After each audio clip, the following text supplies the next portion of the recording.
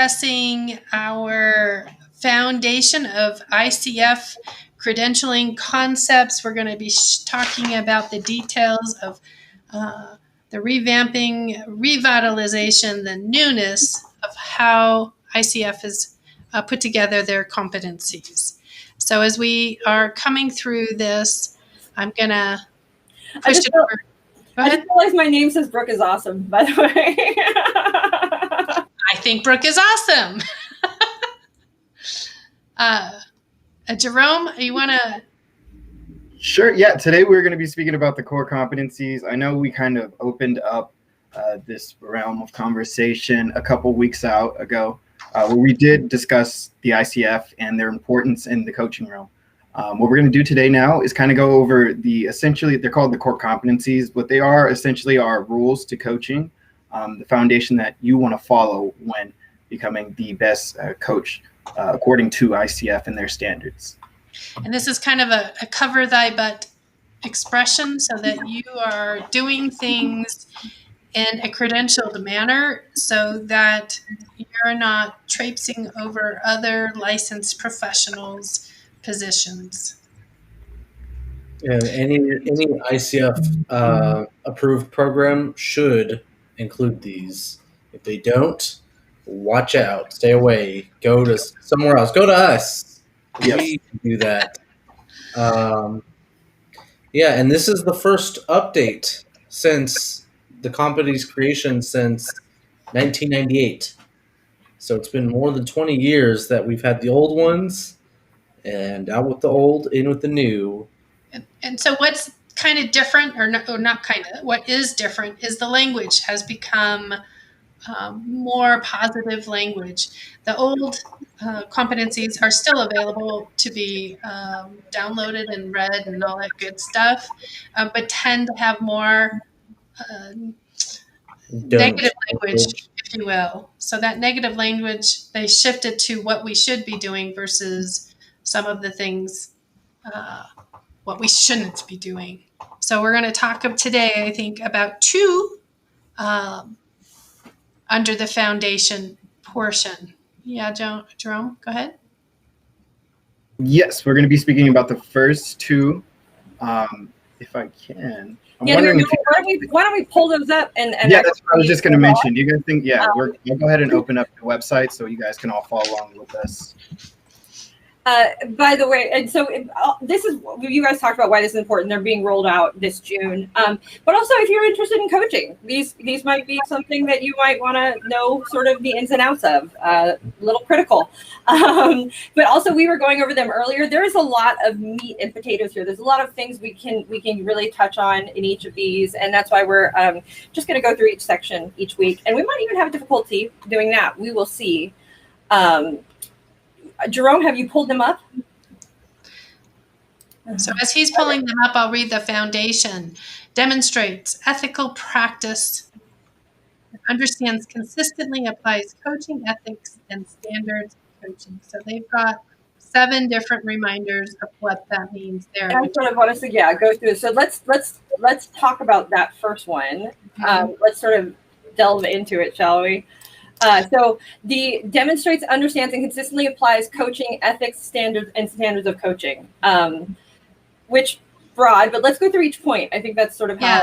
Okay, go ahead. I was just going to read the first point. Yeah, go for it. Demonstrates personal integrity, honesty in interactions with clients, sponsors, and relevant stakeholders. So I think there's a couple parts we can talk about, sort of what integrity means, what honesty means, and also what clients, sponsors, and stakeholders are exactly. So some of you might think, well, of course, why would we even have to discuss this? Of course, we're going to be having a place of integrity. So like all rules and ethics are put in place because somebody challenged those rules. So when one behaves with integrity, what does that mean to you? To me, it means being honorable, conscientious of who I am and who I'm not, the boundaries of who I am in that process. And I don't misrepresent myself to be anything other. When you guys hear that in the number 1 that Brooke read, What does integrity say to you?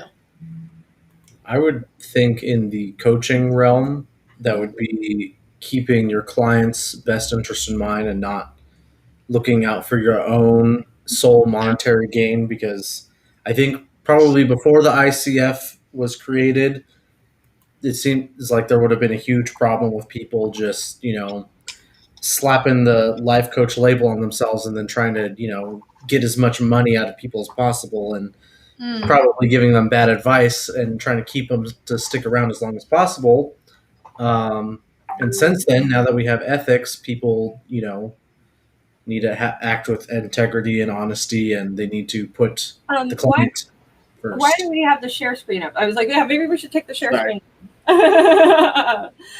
um, So that If you integrity. are, Yeah, go ahead. I was about to say, follow along at home on ICF core competencies. Oh, What put that. page is it?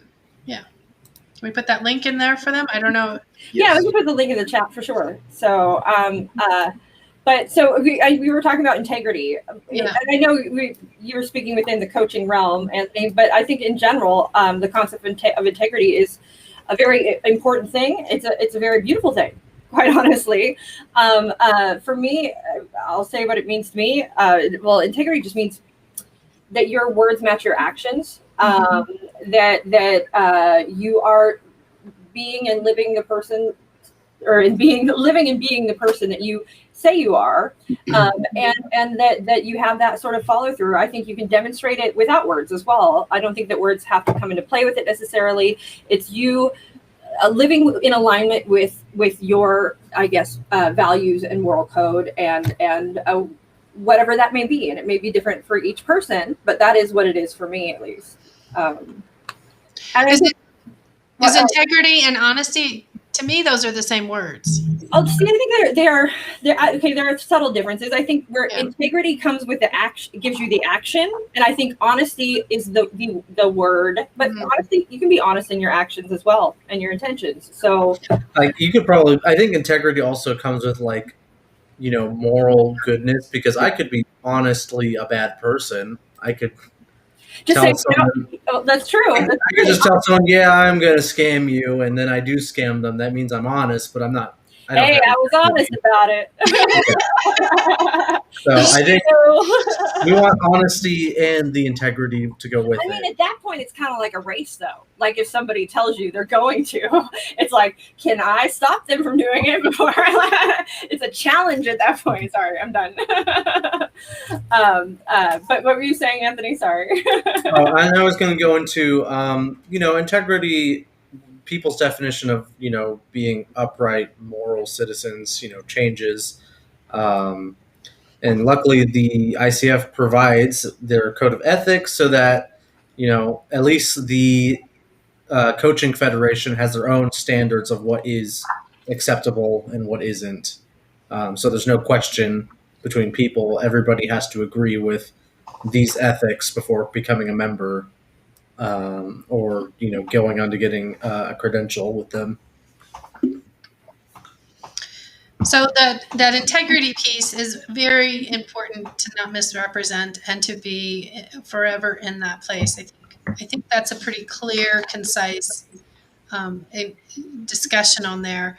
When we're talking about number 2 on this, sensitive to clients' identity, environment, Oh, wait, experience, values. before we move on, what are stakeholders? Oh, And what are because honestly, I'm a coach. I really only need to worry about my client. What do you mean stakeholders? And what's the other, sponsors? Who are my sponsors and stakeholders? Anybody? So, I guess a sponsor could be like if a company or a government agency or some sort of organization is providing coaches to people through them. Would that be an example of a sponsor? I think anybody that is the middleman for, let's just say, I or you decided to go and speak and become a speaker at some sort of engagement for government or whatever, that we hold true this statement of that integrity and honesty with them as well, along with the audience we have. So yeah, exactly. I think Mm-hmm. I think this is the sort of the reason they bring this up. It's just a matter of doing the whole thing. Really, it's a matter of doing good business. Just be doing good business, right? Mm-hmm. So in knowing that, Thank you, Becky Keller, thank you, for Becky the Keller, for putting that in there. We appreciate you. Yes, so that's really what this boils down to, for me at least. Is do good business. Have integrity in your actions as a coach, in your business, whoever you're working with, whoever you are interacting with in general. That's the key element right there. It's whomever you are working with, whether it be clients, professionals, government services. Your work has to show that you other are an honorable coaches. person. And this extends beyond, also, I think, for me, it extends beyond coaching. This is just, I think, just have integrity. Like, if you, I mean, have integrity. It's just like, Do the right thing. to live. And honesty, honestly. Yeah. It's do the right thing when no one is looking. That right there is the key. Yes. Which, I mean, why wouldn't I? So, all right. So now point 2, shall we? If you'd like, I can read it, or if I have it up, so I shall. Is sensitive to clients' identity, environment, experiences, values, and beliefs. What does that mean to be sensitive to? Mindful, I think, is maybe a better word in this space for me, at least, just as far as my understanding of it is concerned. Being aware that, just everything around you isn't just what is, everything that you're aware of isn't the only thing that's going on in the world. Be mindful that people come from different backgrounds and different walks of life, to the point where you want to make sure you're respecting that space, not really stepping on any toes, so that way you are having rapport with, in this case, your client, hypothetically. So it's being in that empathetic position. Mm-hmm. Mm-hmm. And I think sensitive to, it also means, it just means that you aren't only aware, but you're being, I would say, respectful of those things as well. Mm-hmm. Number 3, I think people understand that fairly easily. Number 3, shall we? Uses language appropriate and respectful to clients, sponsors, and relevant stakeholders.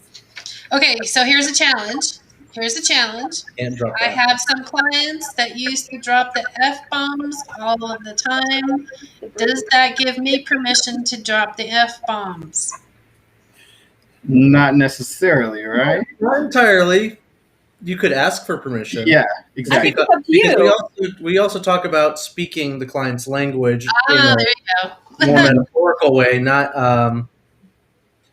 language appropriate, because language appropriate changes who you're talking to. So I think it's up to you too. I mean, your marketing, if I'm a coach who in my marketing, in my brand, I'm using the F-bomb, because there's a lot of coaches out there that do that. It's that is a part of their brand voice.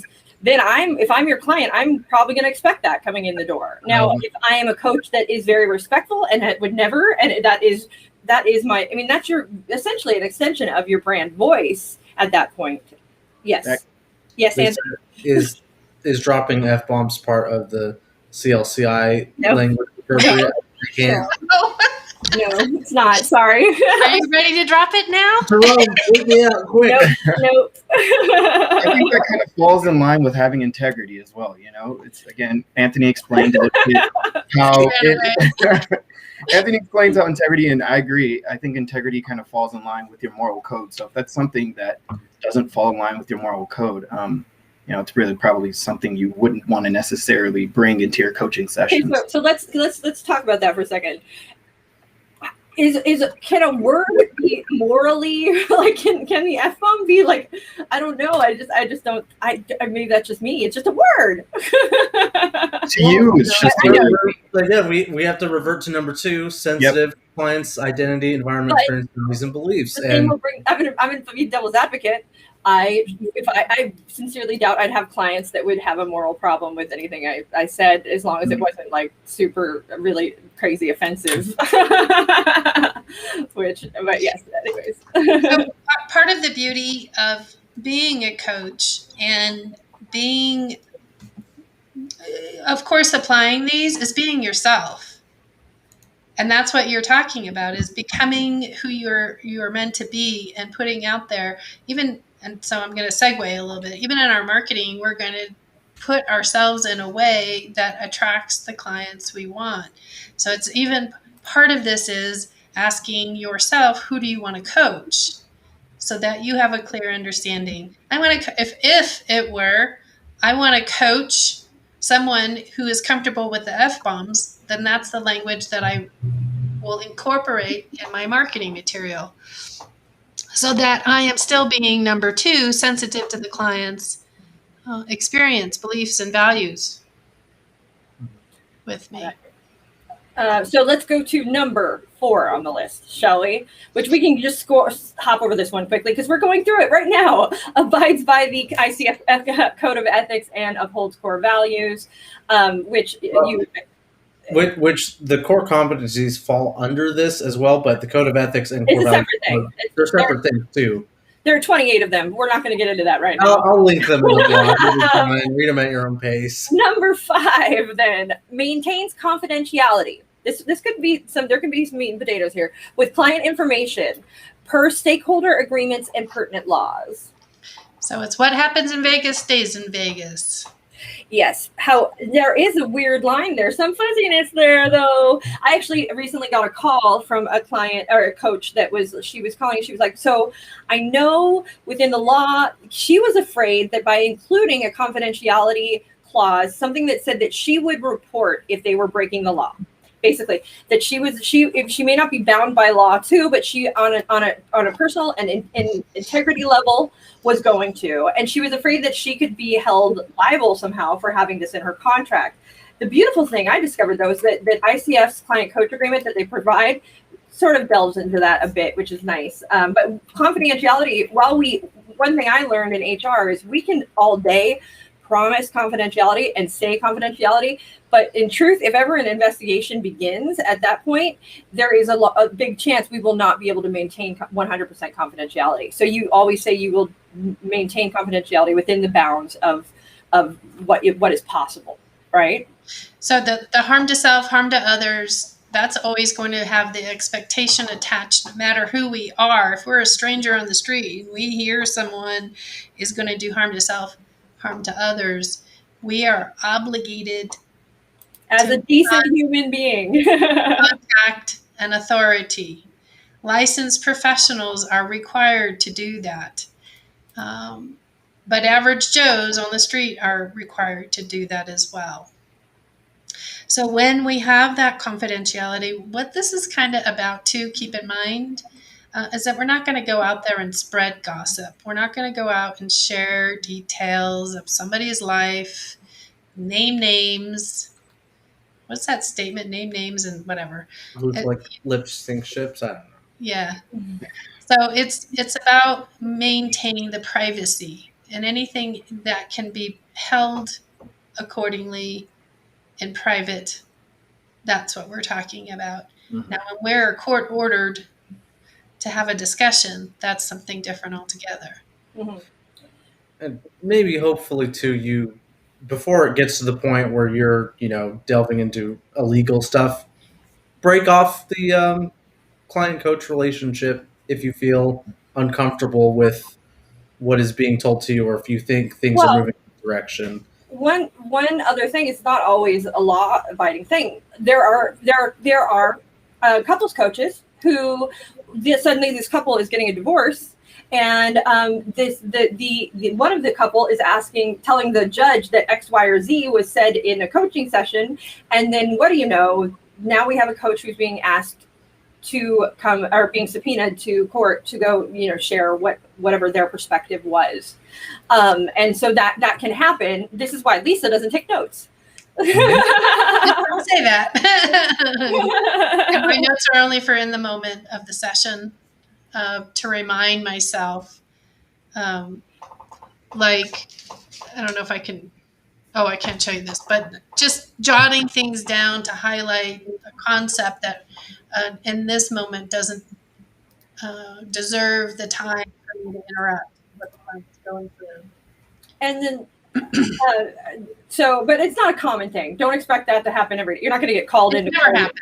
on a regular basis. Like that's, that's standard. Yeah.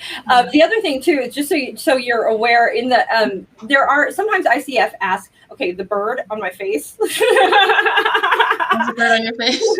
There's a bird on my face. Sometimes ICF asks, or for us to give, if we want to get our ACC, we have to submit a session, and that means a transcript of an actual session.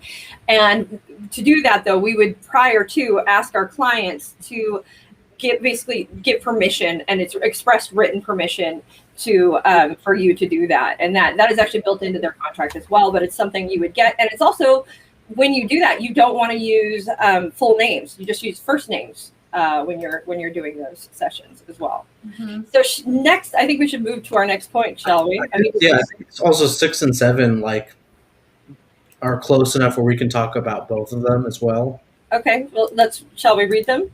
Yeah.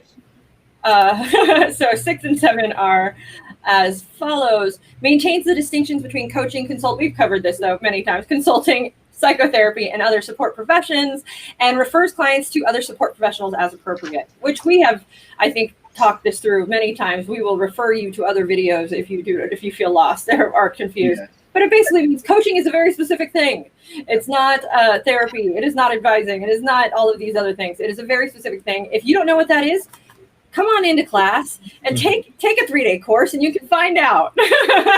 Or I can give you a quick short answer. I think. No. Come to class. All right. I'll leave it at the teaser then. I'll leave it at the teaser. Come to our class. Check out our previous videos. You'll find out there. Let's go into number 2. Are we ready?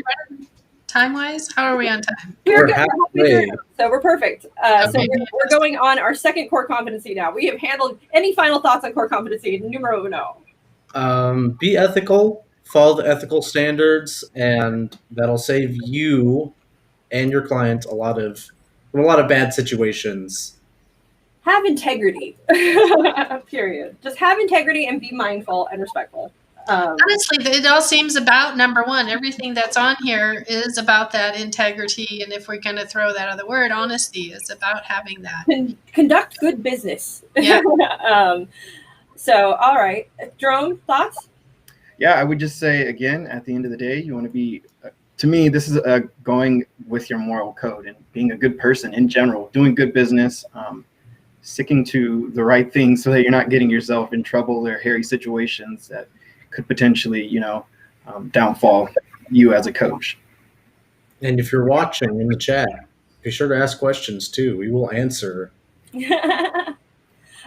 Next one, number 2, embodies a coaching mindset is number 2. This is our second core competency, embodying a coaching mindset. What does that mean? Oh my goodness. Definition: develops and maintains a mindset that is open, curious, flexible, and client-oriented.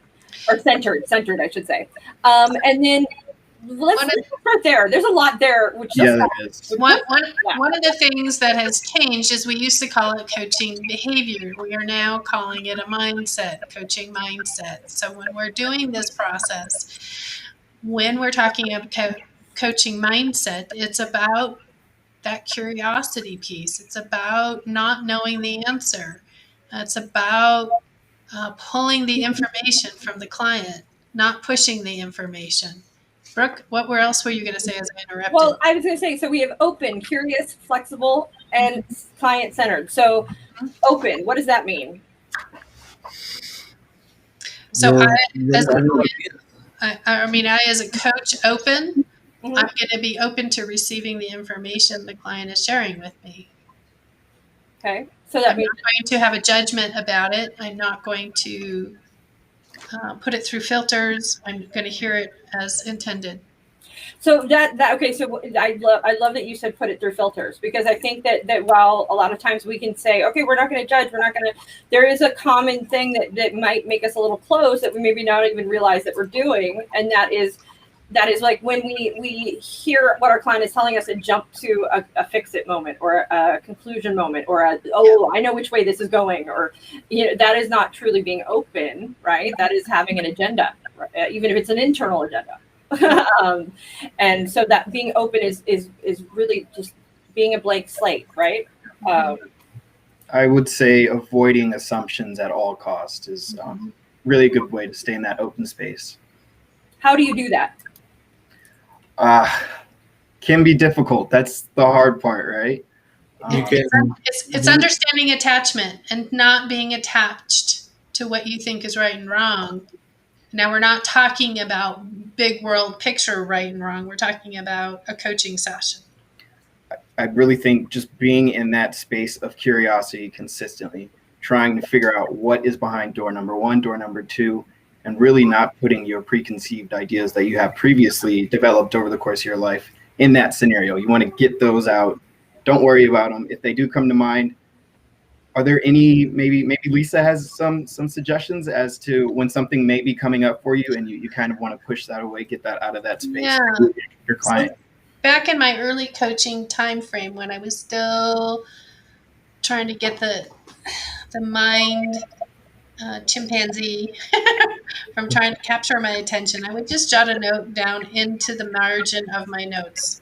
The margin of my notes was just for me to get things off of my head so that I would not be ruminating about it during a coaching session. That's kind of it's like when you meditate. So like one of the tricks for meditation is if you have distractions is to also imagine, something like a basket or something that is a box, something that is, and then you can put those distractions into that box and you just visualize it. I find that's very cool, very similar kind of thing. Like when I used to wake up in the middle of the night stressing out, if I wrote everything down, I could stop. The mind chatter would shut down. Definitely. Mm-hmm. So it's a great tool. Just write down whatever you can't stop thinking about down, so that then you can focus back on the client. Here's the thing, though. During one of the teaching sessions, a long time ago, there was an experience between two professionals. And when I say professionals, they were in the therapy and psychology world. And one person used a terminology and wrote it on the paper, and the other person that they were coaching saw that term. And they interpreted that term as a derogatory term towards them. Why would they get to see it? How did they see that? It just did.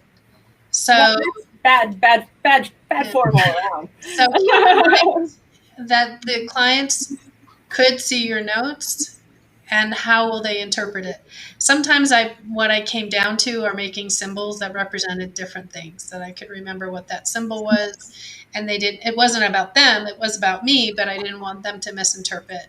Or shorthand. Make sure they can't misinterpret the symbols, though. Don't. Yeah. I just think you just gotta create your own language. That's being sensitive to your client's environment. Just everybody start speaking in gibberish, and then it was problem solved. Okay, so I think we can. Flexible. I think we've kind of talked a little bit about what flexible means.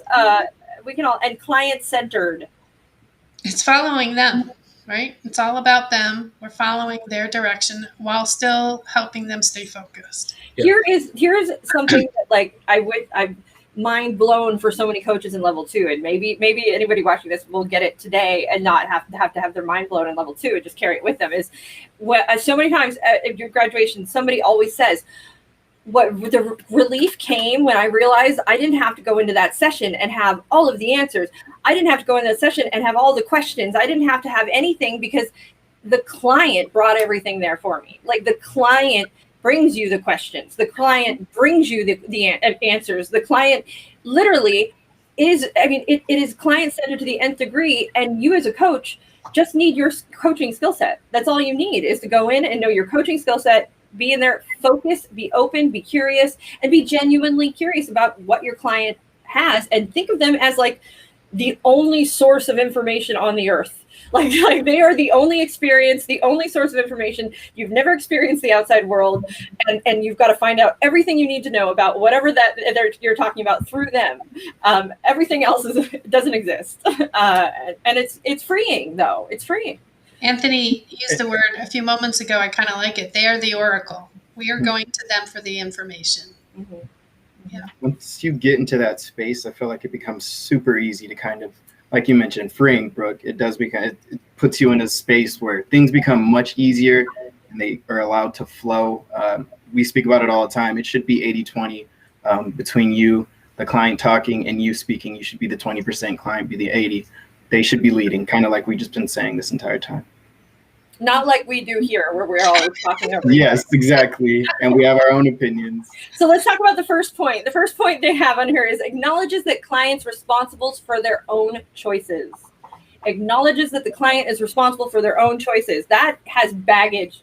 What does that mean for you guys? Because I have all kinds of things coming up. Yeah, that goes, well, personally, my own personal Anthony Lopez away from coaching opinion is, people might have less, free will and responsibility for their actions in certain situations. But when you approach coaching, you're directing them towards the future, and people can't change their past. We know that and accept that, but we do accept that there's a certain responsibility that people have over their future decisions despite their past. And so that's where the therapy aspect comes in. Therapists and psychologists are for the past and working on those issues. We are looking towards goals we set towards the future, and people are freely able to work towards those goals in any number of ways. And that's for the client to decide.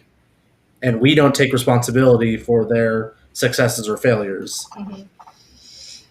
So I'm going to plug us for level 1 real quick. That is the go learn. What we're talking about is the go learn process of coaching. It's acknowledging the client by giving them the floor, by giving them that 80%, by pulling the information from them and asking them, what do they want to achieve today?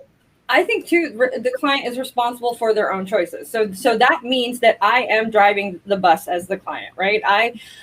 But not only am I responsible for my own choices, I'm responsible for my own choices. So that means that whatever choices I have made, I have to own, right? That is my client's space. That is what the world they have created. That is the one they are in. And the ones moving forward, they are responsible to make those. And therefore they are the guide. They're the ones who are going to decide. This is managing your fixer. However, another element of responsible for their own choices is don't work harder than your client too. Oh my gosh, that's huge. I think that's where this sort of comes up in this one is acknowledge that they're responsible for their own choices. Let them do their thing. Don't work harder than them. It's easy to get caught up in a client that is skirting around and not taking the responsibility. And it may not look like responsibility for what they're doing. They may not be ready to share what it is that's going on for them.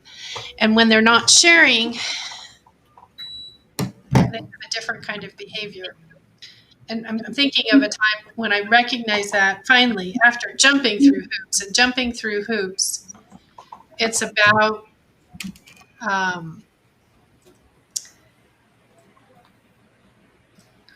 I guess I'm echoing, so it's hard not to acknowledge that when you're on.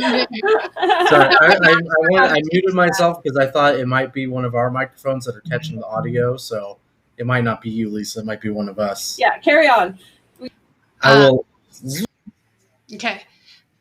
So the moment that I remember some clients that they were, I was working really hard, and I'm thinking, man, I'm exhausted. And then I acknowledge that. I go, wait a minute, why am I exhausted here? And so acknowledging my what I was going through gave me the space to release. Apparently, I had some attachment to something to release that. And then I just asked them, what am I missing here? And that's when the truth came out. So when I took that step back and stopped, I guess it's pressure. Strong arming. Yeah, pressure on them, or you're trying to do it, try and get it answered, just to give them that responsibility. What am I missing? I'm clearly missing something. Well, I think that's important because I think as a coach, a lot of coaches, especially newer coaches, will get in like my client needs to have a breakthrough for this to be efficient. They need to, and so they get that push. They get in that pushy space or that leading space or that, and that right there negates this sort of core competency because you shouldn't be in that space. And so I love that letting go of working harder than your client. They're responsible for this. Let that go. Be in the flow. And return to that. This is their world. I'm not working harder than them. Space, and that's an amazing way to do that. And great example. So, shall we try point 2? Yes. Mm-hmm. Engages in ongoing learning and development as a coach. Those of you who've only taken level 1. Sorry, I had to do that. Well, level 2 is so amazing. You guys love level 1. You got to do level 2 because it's just that much more. Mm-hmm. So that continued learning, ICF requires that to be a member. They every 3 years require you to have maintained a certain standard, mentoring, and education. I have always done that and more because I love that learning piece. I love picking up tidbits here and there. So to me, it's not hard to do.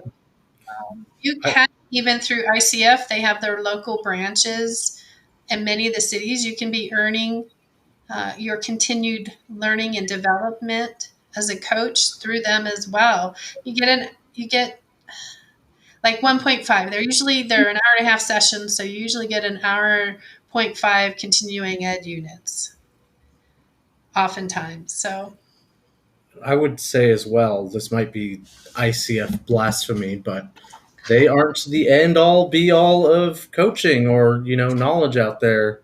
They, updated and they changed after 20 years to, be on the cutting edge, but, read books on coaching, go to talks and conventions and try to expand your expertise as well, because it's a good, business choice to make is to become more educated in the field that you're working in. So don't just dive deep into ICF, but sort of spread your knowledge out a little bit. I'm going to take it one point further. Sure. Well, just always be learning. I mean, period. That's my dad raised me with you stop learning, you start dying. The moment we stop learning, we start dying. We just start. That is the meaning of life, is to learn, to consume information and to educate ourselves and grow as human beings. Hi, Julie Allison. It's good to see you. Hi, Julie. And so always be learning, I think that no matter what we learn, even if it's arbitrary, it all sort of at some point applies. So if you're in that space of learning, that is amazing. Also, apply that to your client too. Always be learning about your client. Like when they're there, learn about them. That's sort of the premise as well, I would say. That's every session. You're learning every session. You don't ever go into a session assuming. Also know that even the coaches, creme de la creme of coaches, the top of the biggest coach of all the coaches in the coach world, they're still learning. So have some, that's kind of cool, right? Because even they have to keep learning, and always should be. And better yet, they make mistakes. Mm-hmm. Mm-hmm. They make mistakes, they understand they make mistakes, and they move on. That's part of it. I mean, that is, I think, one of the biggest things. That is the process of not only being human, being an entrepreneur. It's trial and error. And with trial comes error. And that's part of the process. It's okay. Number 3, I see a kitty, develops an ongoing reflective practice to enhance one's coaching. An ongoing reflective practice to enhance one's coaching. Anybody? This is in the space of making sure you're assessing yourself and your performance at all times so that you're aware of where you can improve and progress as a coach. Should you be lacking in certain areas, is my personal opinion. Yeah, I agree. That's why they have you submit a session. That's why they want you to do mentor coaching, where you have to watch sessions, and watching yourself coach can be a tremendous, watching yourself anything can be tremendously difficult, right? But it can be tremendously beneficial because you can learn a lot about yourself that maybe you don't realize. And I'm watching myself right now. I'm looking myself in the camera. I see myself, and it's making me very reflective of my streaming practice. I don't know. But yes, see yourself on camera. Reflect on coaching. Try to, understand. I don't know if this would be done afterwards, but like have a sort of, if your client's done coaching with you and they're moving on, ask them, what do they think of it? Get I, feedback. I don't think I would ask them what they think of it. One of the questions that you can ask them Mhm. is, what are they taking from their coaching session today? Mhm. And that's going to give you that feedback. If you Gotcha. get on a good terms with your client, though, I think if you can work it in, ask them how Well, much also, would you have paid for that if you knew you would get that prior to, and then and you also can, like, That is a good question. testimonials is a form of feedback as well. well, yes, absolutely. You can I use think in that the future for marketing. another great way also is to have other coaches you can work with and sort of learn what they're doing and have that reflection back of, I mean, coaching with other coaches, having a coach, all of these things can help you develop yourself as a coach, and having that support group too. That's a way to be reflective as well. I also did read that, just like ICF requires you to submit a session, and that's why it's built into the contract, building that in and then actually recording your sessions and then going back and listening to them or watching them a month later, I've been told is just a tremendous tool. Yeah. I would say collaboration is huge as well, because it can get really easy to kind of get stuck in an echo chamber with yourself where you forget the things that you were taught, and you Depends kind on of who you're collaborating with. throw away. Well, yes, of course, definitely. You want to make sure you're working with other professionals who are also taking their craft seriously. So again, you can kind of stay out of that echo chamber and avoid falling into this space where you are kind of straying away from, again, what we're talking about as the core competencies and guidelines of ICF. Yeah. One of the things that we do in our classes, both level 1 and 2, is we have an observation position.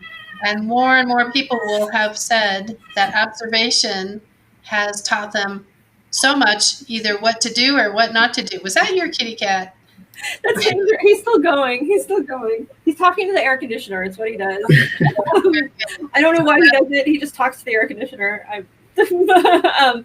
So just, we have only about 10 minutes left, and we have 4 more points to cover. So I'm going to move us forward from this one. Okay. Number 4, remains aware of and open to influence of context and culture on self and others. Remains aware of and open to the influence of context and culture on self and others. That's huge. Actually, that's hard to do. Yeah. This goes back to being sensitive to, clients' identity and environment and experiences, because, part of who you are as a person is dependent on your culture and the context that you are living in. Well, I think it takes it even beyond, like, you can take this even further with okay, this we ever be truly objective, right? We can get philosophical here. Is that even possible? No, it's not. But at a minimum, being aware, that taking that moment and developing, it's that mindful, that awareness of, okay, it might be me and my baggage. This might be me and my history. This might be me thinking that they should go left because of my experience. Is this happening right now? And that, I think the big key in this one is that awareness piece. Like, mind you, that will always exist in us, but taking the moment to be aware that it does, so that then we can go, okay, that's there. We're going to set that aside, like Lisa said earlier, so that we can then refocus and go with keep being open with the client. If we go back to what the core competency means, open, curious. This is really just a tool for you to return to that core competency, I would say. Yeah. There's definitely a standout set of clients that I had during that kind of experience, where judgment, because that's what it is. is judgment started to come out. It's not who I am. It's not how I operate. Really, and before let's take the judgment out of the word judgment, because judgment, I think, is such it's a 4-letter word in many ways. It's this negative connotation, but judgment is not always a bad thing. Judgment keeps us alive. Judgment it just means we are assessing a situation through our filters, right? That's really what judgment is. So I think there's a lot of negativity, but it doesn't have to be a bad word. But this was judgment through negative filters. Well, I see how it is. Then when I recognized what I was doing, because it was not in my wheelhouse, and what was not in my wheelhouse is this person, and I have judgment around who this person is. I went, what in the blazes are you doing? This has nothing to do with you. Poof! And then I got realigned back with who. Well, and that's that self-judgment, right? That's we our self-filters. And a lot of times when we're coaching our clients, what is they're going through might all of a sudden be something we're going through. And then that imposter syndrome happens, or that fear, or that self-conscious, or that happens. But we've got to set that aside and realize, no, this is about the client. It's always about the client. It wasn't in that case about a self-judgment in that place, but I hesitate to share too much more about it. But definitely both apply. Absolutely. On to the next. On to the next one. Number 5. Uses awareness of self and one's intuition to benefit clients. Well, that intuition might be a spooky, scary woo-woo word for some people, but it's not really. In truth, that's our instinct. It's what we think might be the next question, you could say, right? We're using that know-how. This is sort of where your niching comes in, though, a little bit, where if you have your gut might say, okay, ask this, and that's, you want to be aware of that where that's leading you. It's also about taking the client deeper and listening behind what they're saying in this case, I would say as well, right? Absolutely. So sometimes it's the opposite of what they're saying, even. Sometimes it is, you can hear everything they're saying, but they're not saying something, and that something stands out to you. I know for me, it can be like recently I was talking about how my head is not aligning with my heart. My head feels one way, my heart feels another. But so I'm experiencing an emotion. I cannot help the experience of this emotion. It exists. It's just happening. My head knows what is right and the right answer, but that does not in any way negate my emotion. So if I was speaking to somebody about this, I may not be saying the emotional side, because if I'm in a particular situation, I might just be saying what the head is telling me I need to be saying. Everything's fine, it's okay, blah, blah, blah. But if as a coach, you're using that intuition to ask the next question, that to maybe get them to tap into that deeper, that other side and get it into alignment, right? Yeah. Speaking of emotion, that kind of dovetails into the next one, which, if we're ready for, is develops and maintains the ability to regulate one's emotions. Which, what do you guys think? Saying I can't get mad and cuss at clients? Well, I think too, this also with the intuition, though, that's okay. So everybody out there watching is gonna hate me, but I'm just gonna do this. I'm just gonna put it out there. One of the things that we say is we're empaths, we're empathetic. We can tell what people are feeling. That is being assumptive, right? That really is. And also we're taught in level 2, projection exists, transference exists.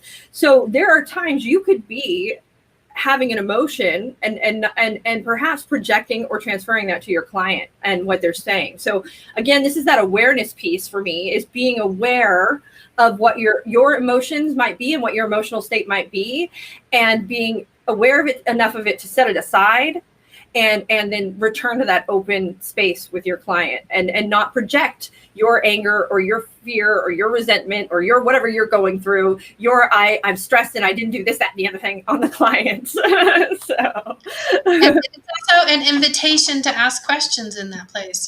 Share with me what's going on for you in this moment. So putting it back on the client and putting them in that spotlight where, you get out of your brain, right? I think that's all that is. It's overthinking. Yeah. Well, and I think too, another thing that may come up is we've sort of touched on it is that when you're working with your clients, there is a mirroring that will happen. It is regardless. I mean, when anybody, we run things through our selfish filters, right? So anytime somebody is talking about something that is about life, you probably as a human being have experienced some form of whatever that is because you too have lived life. So it's not letting that emotion, that whatever your experience of it, affect you on a visible level too. I think that one of the things that people can do is be rushed or be that, I mean, that talk about being out of the moment when you're thinking about your next appointment or when you're thinking about, I mean, you're at that point thinking about what you've got to get at the store, etc. At that point, you've tuned out and you are not being present and open and there for your client. You are only half present. So Checked out, as the saying goes. Yeah. And this goes into the next point: mentally and emotionally prepare for sessions. Get prepared. We're gonna get in there. We're gonna do this, guys. Yeah, if that's hyping yourself up because you're like this motivational coach, go for it. But I think it mostly pertains to taking your stuff and leaving it at the door. And when you go into the coaching session or the room or your office or the Zoom meeting, you are professional, you're calm, collected. Whatever is going on outside of here, whatever that may be, like, yeah, exactly. Which is why I have my camera zoomed all the way into my face. I'm prepared for the streaming session, and there's not this out here stuff that's getting in the way. And my cat got in the way earlier, but well, mine do all the time. But yeah, no, that's huge. Is not bringing your, pardon my not French, starts with an S to the session. Like that's not for you to do. That's not for you to do on any level. I would say even maybe not even your own. Somebody most coaches will have about a 30-minute period between coaching sessions if they do have back-to-back sessions. You want to be able to debrief, get all the yourself, and that way you can move into that space. Feed yourself with your new client. Yeah. Well, and this is also self-care. Like, this is why it's so important and so critical for us as human beings, for us to be successful and for us to thrive in our jobs. I don't care what it is. You have to be taking your time for self, and you have to be taking your time for keeping yourself sane, whatever that may be. It could be meditation, it could be eating, it could be exercising, it could be hanging out with family, but taking that time and doing that for you, because otherwise, yes, at some point you're going to be frayed, you're going to be exhausted, you're going to be so know what you need to thrive and be a functioning, present human being, and make sure and do that every day. It may not always be possible, but at least strive to be the best. You're coaching people. It's an important profession. This is something that changes people's lives. Take it seriously. And to do that, you have to take your own health and well-being seriously. PSA. But I do believe that our coaches do take it seriously. Coaching. What they forget to take seriously, and you nailed it, Brooke, is themselves and their self-care. So that is going to be part of this while we're adding it.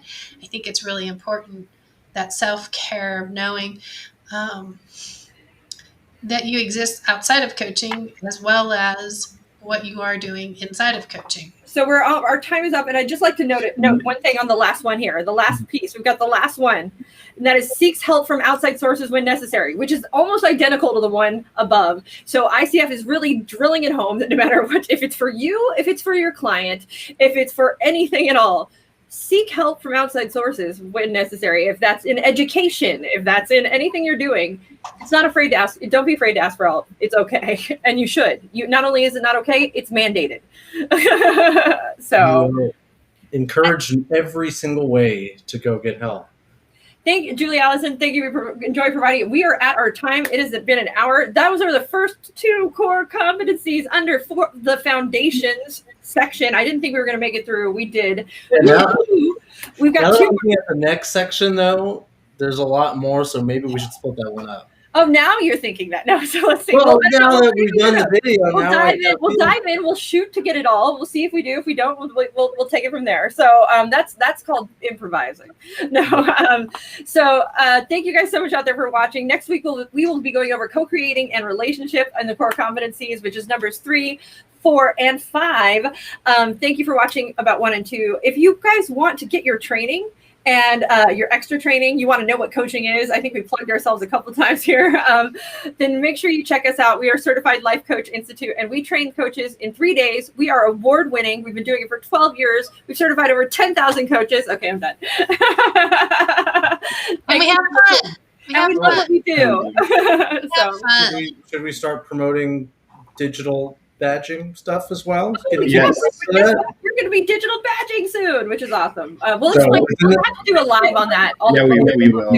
Another time. But thank you guys out there for watching. Make sure you comment, share, like, all of that good stuff. We do monitor them. Thank you, Julie Allison. Thank you, Becky Keller. And we will see you guys next week. Bye. Have a